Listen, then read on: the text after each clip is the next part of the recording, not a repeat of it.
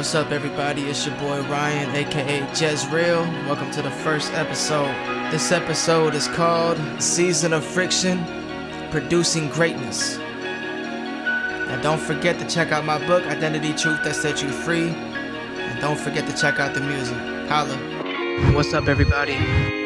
This is for my friends that are in a season where it's not all that comfortable. You're in a difficult season, or just simply put, you're not where you want to be.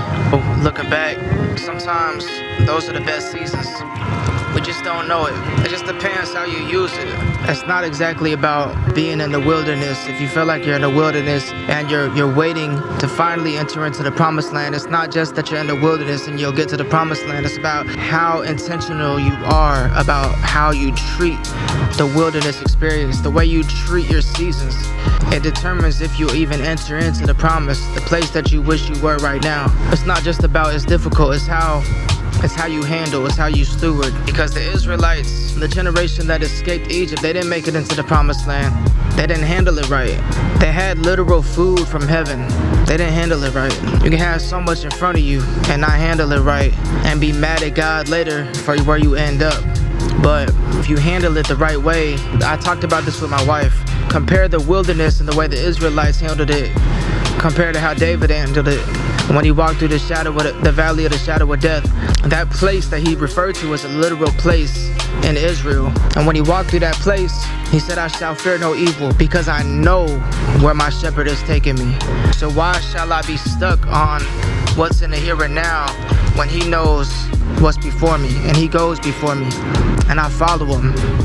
Are you following God in the season that you're in? Are you turning to him?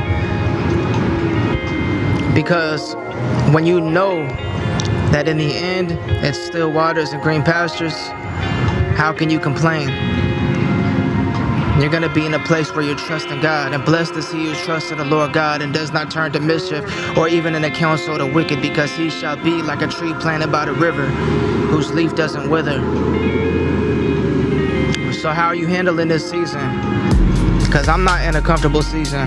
Some of my friends from Indiana, they think just because I'm in Florida means, you know,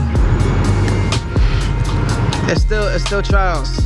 There's still things to work through, but you know, I rejoice in that. Because in a place of holy discontentment and a place of uncomfortability, it produces greatness.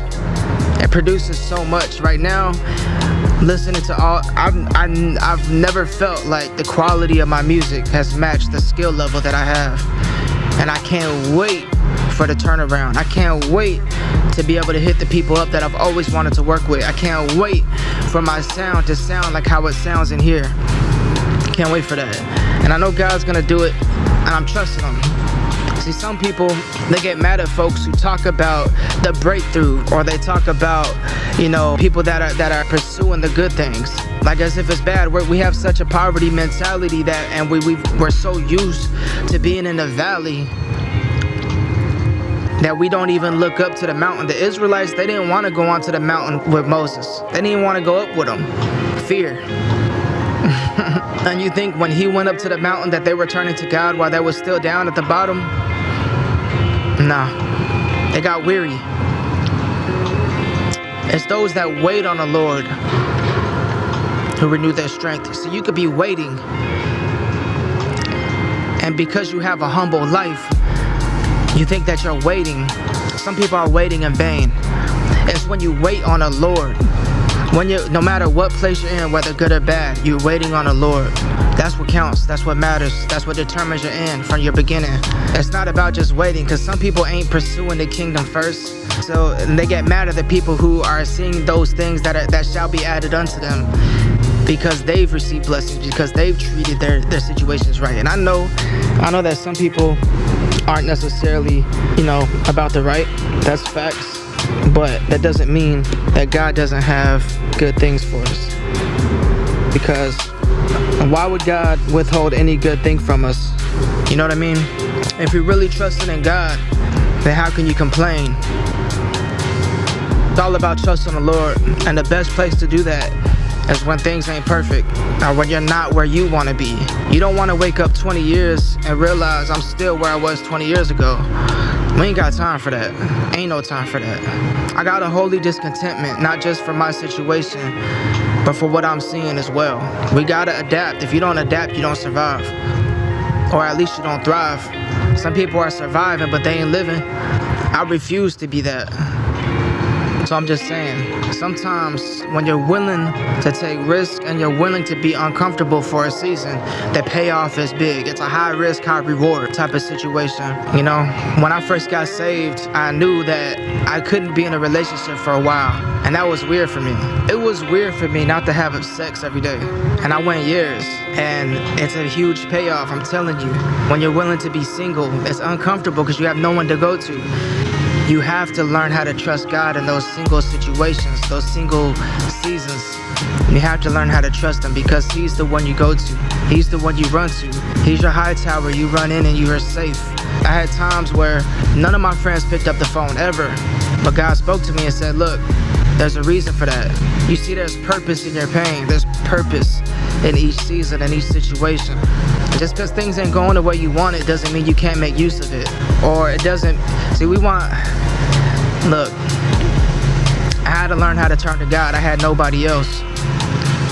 And when I started to get around people who didn't experience that, where they didn't have, I'm all alone and all I have is me and God in my cave season, the second someone didn't answer the phone, I hear about it week after week.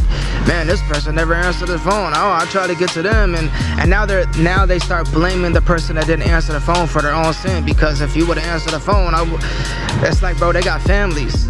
We all have lives out here. Are you turning to God, or are you just murmuring, complaining, grumbling? Are you just negative? That's how you handle your situation. If you could rejoice before the breakthrough, how much greater is the breakthrough gonna be than where you are right now? So I'm just here to encourage you, because I'm in the midst of it as well. But I know on the other side of this valley, at the end of this path that I'm on, is green pastures. You see, Jesus was led by the Spirit into the wilderness to be tempted. And because he handled that correctly, it says he left in the power of the Spirit. He was led into the wilderness by the Spirit. He left empowered by the Spirit at the start of his ministry. If you're wondering, like, God, why you never use me? We got to check ourselves. And we can't blame nobody else for where we are. We just got to look to God. It's crucial. This world is changing. Things are changing. People are changing. Things are always changing. But he always remains the same. And that's why my hope is in him. Because I know the only one that never changes. And that's what my foundation is. And it gets hard. I promise it does. For me, anybody preaching, I don't care who they are, how strong they think they are, my strength is in God. And I just want to encourage everyone listening to place their hope in God, no matter what things look like. Because it don't look too big for him. One more thing. See, right now you might be going through a rough time. It might be friction. I told my wife when we first got married, when we argue, yeah, we don't like it, but at the same time, we're smoothing out. You can't smoothen a rock without friction. When David chose the rock that he was going to use to slay Goliath, he had to hand pick and choose the rocks that were right. He didn't pick the ones that wasn't finna swing good. He went by the river.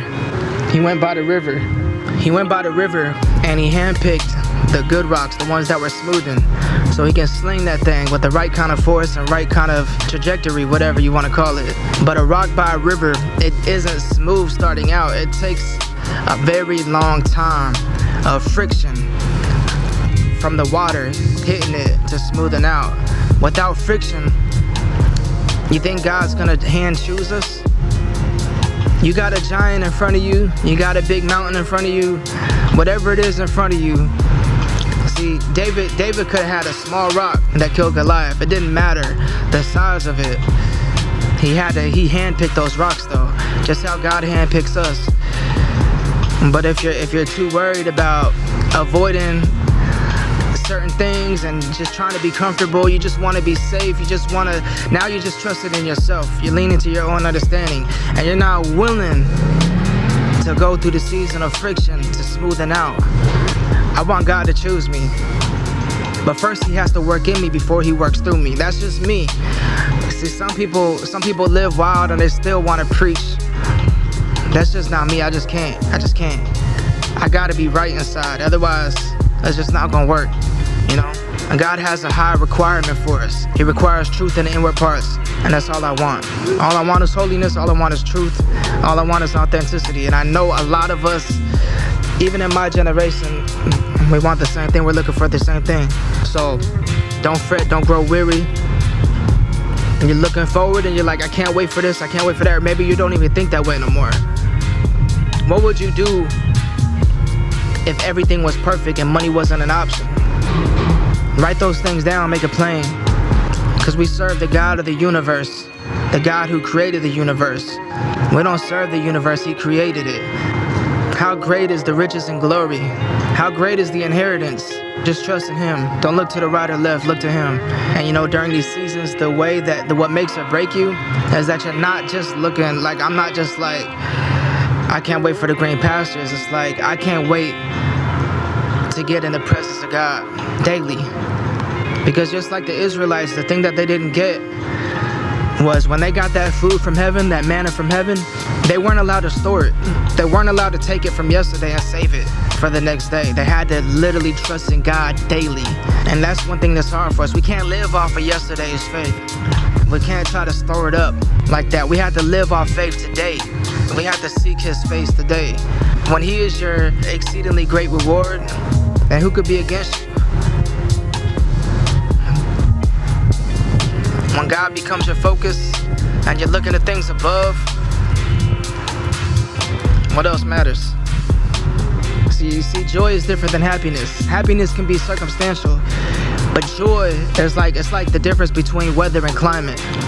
Your climate could be full of joy. You can have joy like a river. It don't matter what's going on. Why? Because you can rejoice before you even see the full breakthrough.